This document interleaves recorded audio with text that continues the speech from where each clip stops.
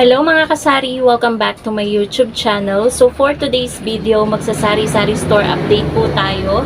I-share ko po sa inyo mga kasari mga fast moving items dito sa tindahan. At medyo iba ngayon guys yung mga naging fast moving dahil medyo bumebenta na ulit yung ating mga gatas, mga condiments na hindi mabenta kapag hindi bare months. Kasi kapag bare months guys, may mga items na nagiging mabenta gaya ng mga Nestle cream, Evap, condense. Yan. Ano nga pang paghahanda natin dito sa sari-sari store ngayong papalapit na ang Pasko. So, i-share ko din sa inyo yung mga ubos na items na dito, yung mga naging mabenta ngayong week na to dito sa tindahan. Kaya po mga kasari, mag-start na po tayo. Okay po mga kasari, dahil papalapit na po ang Kapaskuhan, syempre ang ating sari-sari store ay kailangan ding maghanda. Dahil medyo, pansin ko guys, medyo bumebenta na yung ating mga Nestle cream.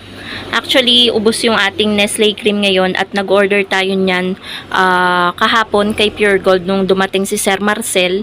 Nag-order din tayo ng Evap. And ayan guys, mabenta talaga ngayon guys. Ito, pinabili ko to kahapon sa partner ko sa Dali. Yung tatlong Alaska kondensada. Kasi guys, ayoko na mag-order ng ganito kay Pure Gold kasi nga may yupi-yupi.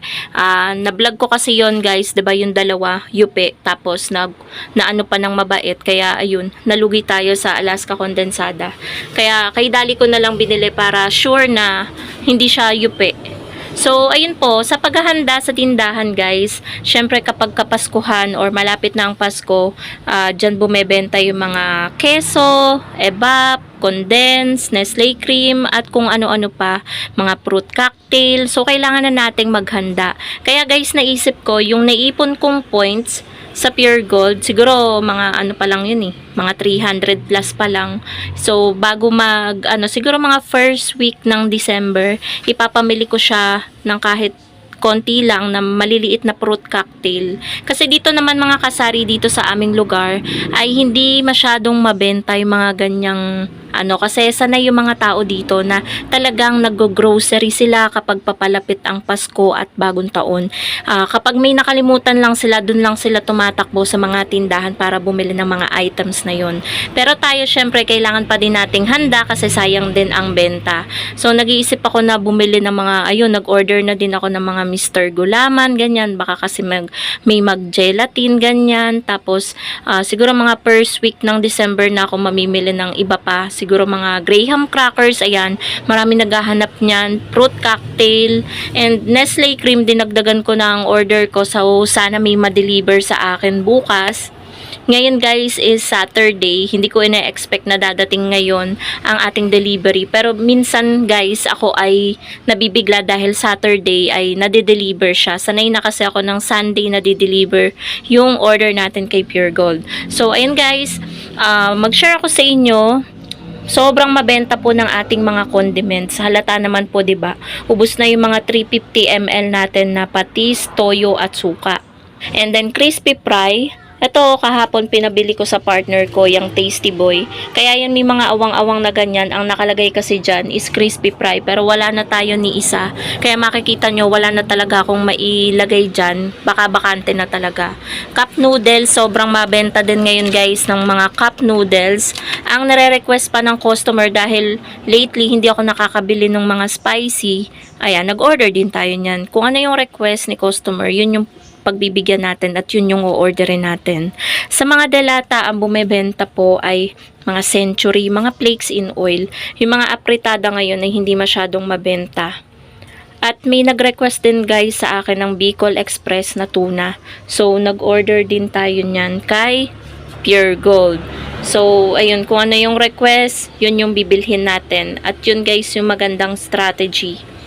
So, sa mga bumebenta yung mga meatloaf, Argentina corned beef, planchon meat, hindi masyado. San Marino na mga ganitong 85 grams yung easy open, mabenta siya. Mabenta din po yung creme top na natin, creamer. Actually, yung order ko last week, ubos na pala. Hindi ko namamalayan at nakalimutan ko ding mag-order kay Pure Gold. Siguro Hindi naman magtatagal, baka magpunta rin ako ng Manggahan kasi nakakaalis na ako mga kasaring mag-isa. So thankful ako doon dahil na kahit hindi pa maayos yung ating paglalakad ay nakakaalis na tayong mag-isa. Medyo bumabalik na ulit tayo sa dati. Sa mga chichirya, ang mabenta naman po mga kasari, ang Sunrocks hindi masyadong mabenta, pansin nyo puno pa. Yung ating mga mismo mabenta siya. Actually, hinihintay ko nga guys yung ahente natin ng soft drinks dahil hindi siya dumating ngayong week na to. Tas sa chichirya, ang mabenta po is yung mga matatamis, mga pillows, ganyan, Richie. Hindi ngayon mabenta yung mga maaalat na chichirya. Kaya mapapansin nyo, ang dami pa ng chichirya. Kaya konti lang din yung aking in-order. Tapos dito, ang fast moving, syempre Ariel at Tide. Kaya dinagdagan ko na ang order niyan. Tapos, mga sabong mabango. Sa napkin, ayan, Charmy, Cottony ang mabenta. Sa mga fabric conditioner guys, ito ang bestseller sa Surf. And then, ang bestseller naman sa Tripid Pack sa Downy. Etong mga single, hindi siya masyadong mabenta. Yung Tripid Pack ang mabenta, kaya ayan, bakante na dito sa taas. Pero ang mabenta is yung blue, yung Sunrise Fresh. Sa mga biskwit naman guys, Pansit Canton pala. Mabenta, ayan o, pansin nyo, wala na. Pati yung ating Lucky Me Chicken, ang bumibenta ngayon kaysa sa beef. Sa biskwit, ang mabenta is Hansel Crackers. Syempre, yung mga Calchis, ayan, Presto. Itong Skyflakes na kondensada kasi naubos na yun nandito. Rebisco Strawberry. Yan yung mabebenta ngayon, guys. Tsaka Hansel. Ayan, ubos na yung Hansel natin. Sa Pudgy Bar, mas mabenta ngayon itong green. Tapos, sa sigarilyo, Camel ang pinakamabenta. Sumunod ang Chester, Marlboro. Tapos dito naman sa mga nakasabit guys, halos marami na ding ubos. Mabenta si Milo, Swak natin, Energen, Nescafe, Creamy White. Halos yan, lahat ng Nescafe mabenta. Kopiko Black, wala na tayong Kopiko Black. And then, yung ating Great Taste Choco, sobrang mabenta, kaya wala na rin kayong makikita niyan. And then, kapag walang Great Taste Choco, ang binibili nila is Champion na Energen. So, yan na lang din, tatatlo na. Tapos, dito sa mga pampalasa, ang mabenta po, ubos na yung ating maliit na sinigang mix sa Gabi. Tapos, ayan, marami tayong Nor dito. Magic Sarap, syempre, sobrang mabenta ng Magic Sarap. Hindi mawawala sa isang araw na walang bumibili ng Magic Sarap. Syempre, ang ating bestseller ngayon na itlog. Ito guys ay kaka-order ko lang kanina. Halos araw-araw din may bumibili ng itlog. Hindi din yan mawawala. Syempre, mabenta din guys yung ating mga gamis.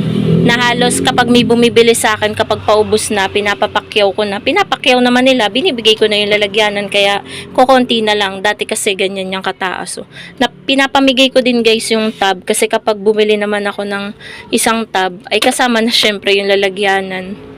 So, mabenta yan, mga candies natin guys, hindi pwedeng mawala yan. Dumami na nga ulit yung mga candies ko kasi medyo dumami yung mga bata dito guys. Tapos, sa laman ng ating ref,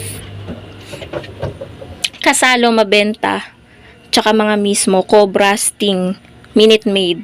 Yan, mabebenta yan guys. Chucky.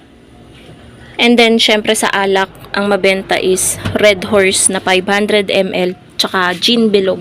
Bumebenta na ulit guys ang Gin Bilog. Tapos, ano pa ba ang mabenta? Shampoo. Head and Shoulders. Yan ang pinakamabenta. And then, Dove, Sunsilk Pink. Yan ang mga mabebenta dito ngayon guys sa tindahan. So, talagang mapapansin nyo naman sa tindahan ko guys kung ano yung mga items na naging mabenta. Lalo na guys yan sa taas wala na naka-display dito. Mga cup noodles yung nakalagay dyan. Wala na rin tayong Coffee Mate, ganyan. Mga creamer. Ayan. Crispy Fry. Wala na talaga tayong madi-display dyan Kaya no choice. Bakante talaga siya. Mabenta talaga ngayon guys yung mga talaga. Nestle Cream, condiments, Alaska Evap, Alaska Condensada. Tapos naghahanap na rin sila guys ng mga pickles na nakalata. So bala ko din bumili nun kasi madalas nang may naghahanap sa akin. Although meron na ako ditong Ayan, mga green peas. Mga bihira lang hanapin. And then, ubos na din pala guys yung aking jolly mushroom. Yun, mabenta din pala yun guys. Panlahok sa mga carbonara, sa spaghetti, ganyan. May mga naghahanap din talaga ng mga ganun guys. Bibili din ako ng mga delata nun at meron ding naka-pouch na parang nakaganitong kalaki. Yan yung nabili sa akin noong nakaraan kasi wala pa akong mga nakadelata. And then bumebenta din po pala mga kasari yung ating yelo. Actually, ubos na yung yelo ko kanina. Punong-puno yung ating freezer ng yelo. Marami nang nagsibilihan guys kasi ngayon ay may sabong. Meron laging pumapakyaw ng aking mga yelo. And ito siguro, ito titigas mamaya pang dilim. Pero medyo kalahati na naman siya. Kanina ko lang yan nilagay nung umaga. Kasi ngayon guys is tanghali, pahapon na. So yan po mga kasari. Dito, share ko sa inyo, mabenta din po yung ating mga harina, cornstarch, tsaka yung mantika po na tingi-tingi. Kaya wag po tayong magpapawala niyan, lalong-lalo na ngayong magpapasko. And ayun, maraming mga darating na Christmas party, ganyan, get together. Kaya wag po tayong magpapawala talaga ng mga mabebentang items sa atin. Lalo na din guys ang mga alak. So yun lang mga kasari, yan po yung mga naging fast moving items dito sa tindahan ngayong week. And then yan din po yung mga paghahanda ko ngayong darating na Kapaskuhan dito sa aking tindahan. Happy selling po mga kasari sa inyong lahat and God bless po. Bye!